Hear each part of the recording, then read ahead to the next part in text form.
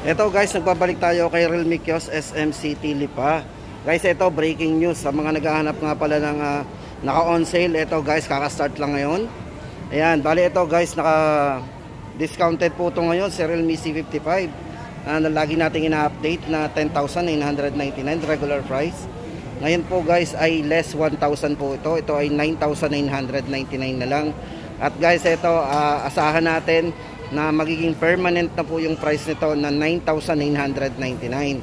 Ayun guys, inuuna na po natin yung price update natin dito kay Realme C55 kasi nga po siya ay naka-markdown price. Yan.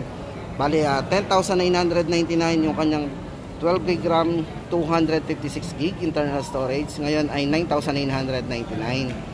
At ito guys, silipin natin yung kanyang mga specs. Naka 64 megapixel AI camera po yan.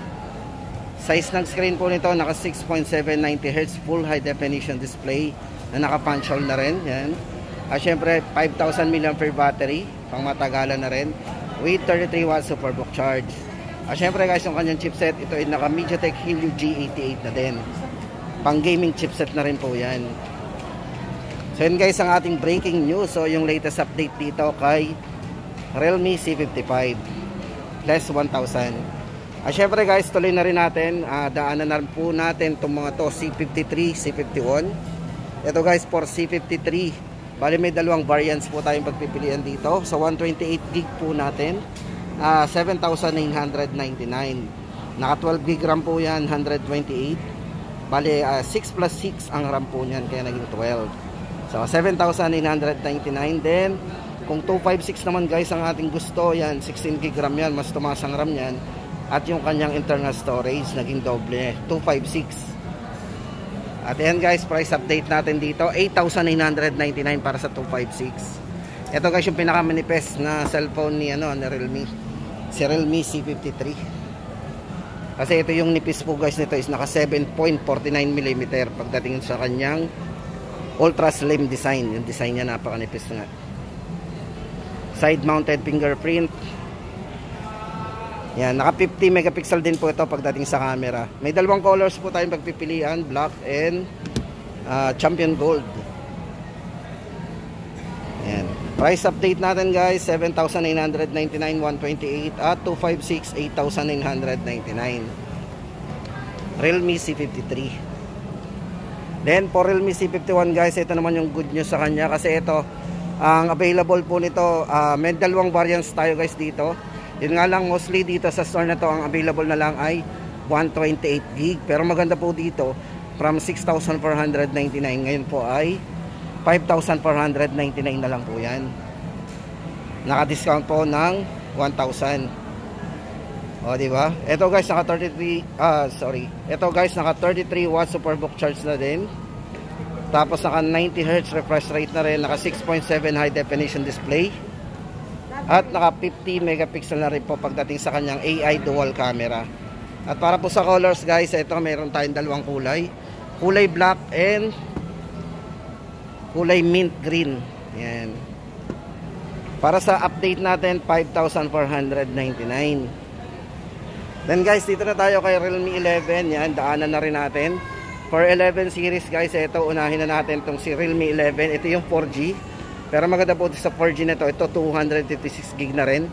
Internal storage. Ito, bali ang price nito is 13,999. Naka 16GB RAM plus 256 na po yan. So dito guys, maganda dito, naka Super AMOLED display po to. Pagdating naman sa camera, may siyang 108 megapixel. At yung kanyang refresh rate sa screen is naka 90Hz refresh rate po yan. At yung kanyang charging guys, napakabilis. Dati kasi ay mga 33 lang, ito ay naka 67 watts.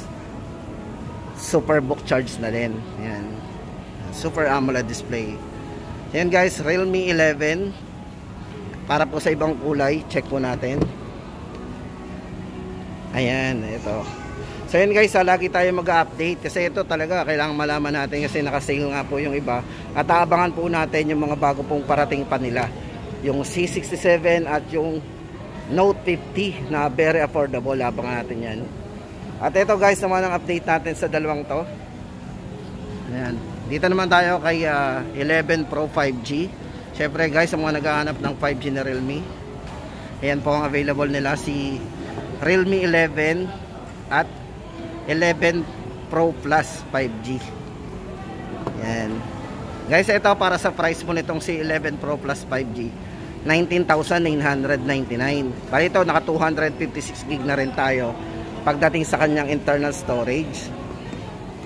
And then sa camera guys, meron itong 100 megapixel Pro Light camera, clear capture the city light and shadow. Yan, naka premium vegan leather yung full likod niya, yung design. Then naka Dimensity 7050 pagdating sa kanyang chipset. Naka 5G chipset po yan. Syempre guys, latest Android natin yan. Based on Android 13, 5,000 mAh massive battery with 67 watts superbook charge na din. Super bilis. Mga 30 minutes lang, puno na po yan. Then yung refresh rate ng screen guys, syempre napaka-smooth nito kasi ito naka 120 Hz na po. Yan ang update natin, 19,999. Then dito naman guys tayo sa kay Ultra. Then guys, dito naman tayo kay 11 Pro Plus 5G. Bale guys, ang price nito is 24,999. So dito ang mga ahead nito guys ay naka 200 megapixel na po to. Then internal storage mas lumaki, 512 gig. Then yung kanyang charging guys, ito naka 100 watts po yan, Superbook charge. So yun po yung mga latest po dito sa kanya. Then naka 120 Hz na rin po yung refresh rate. Yan guys, update natin, 24,999. Realme 11 Pro Plus 5G. At yun guys, abangan natin yung mga parating pa po nilang mga latest model. Lagi po tayo mag-stay tuned sa akin channel kasi para po lagi tayong ma-update sa mga bago po nating i-upload na video.